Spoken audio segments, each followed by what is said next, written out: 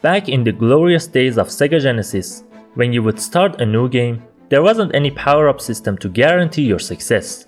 There wasn't a farming mechanic or side quest to get you more powerful than where you started. The only power-up was to eat a mushroom, or to pick up an iron bar, or to find a bubble shield. Today, almost every game uses the power-up system. The tale of start at the wasteland, fight and reach the gods.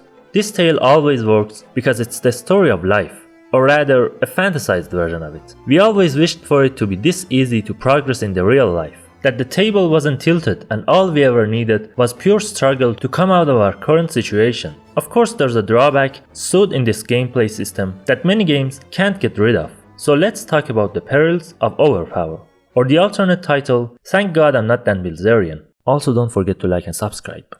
Imagine this. A supernatural monster is about to extinct the human race. He seems to be invincible. Fire can't hurt him, no army can face him, he kills dragons single-handedly. On this side, you are a weak little girl who don't know how to fight and can't even feed yourself. So you try to get more powerful, to learn the art of swordsmanship. You begin to level up, learn how to be invisible, to be swift as a wind. You're finally a great warrior now and can defeat opponents twice your size. Now maybe, just maybe, you have a chance to face this final boss. So you go after him. The boss music starts to play. He notices you. Now the first attack. Let's see how much damage it does. How many times should I stab this guy to... One hit? It's over? Now you might start celebrating at first. After all, you did the impossible.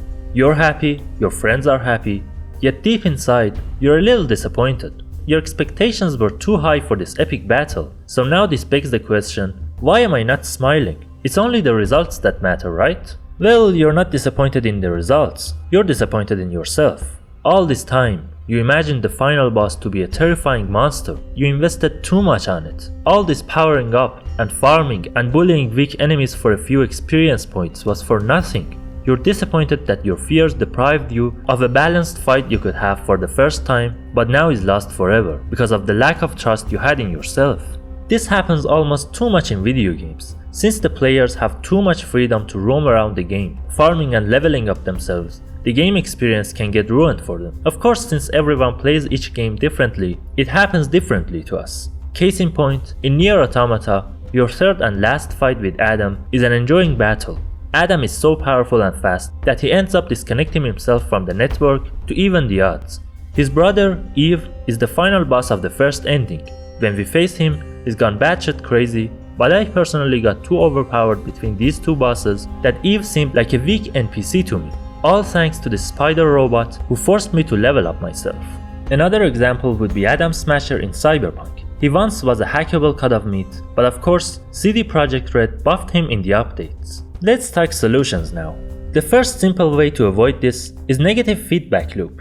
If you don't know what that is, the gist of it is that when you succeed at something, the chance of doing it again decreases for you. That's how taxes work in the real life, and of course in Dark Souls. Each time you level up, it needs more souls for the next one, and at some point, leveling up effects almost disappear even with all the souls it needs. Same thing with the weapon upgrade. That doesn't mean you can't get overpowered in Dark Souls, just that it's impossible to do it unintentionally.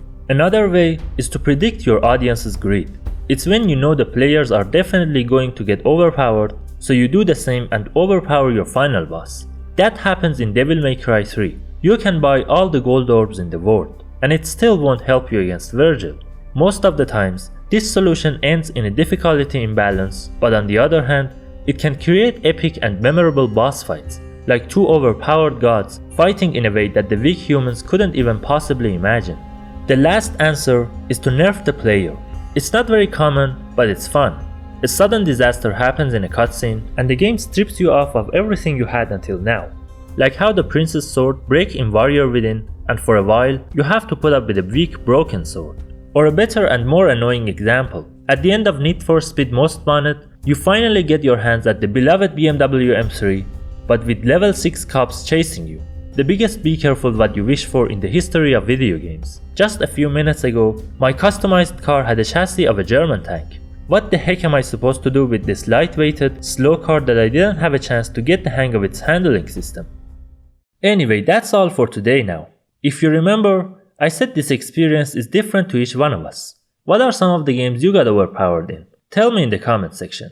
If you enjoyed, Please hit the like button and subscribe to my channel. Your support is the only thing keeping me and my channel alive, literally and figuratively. And just like always, be safe, friend. Don't you dare go hollow.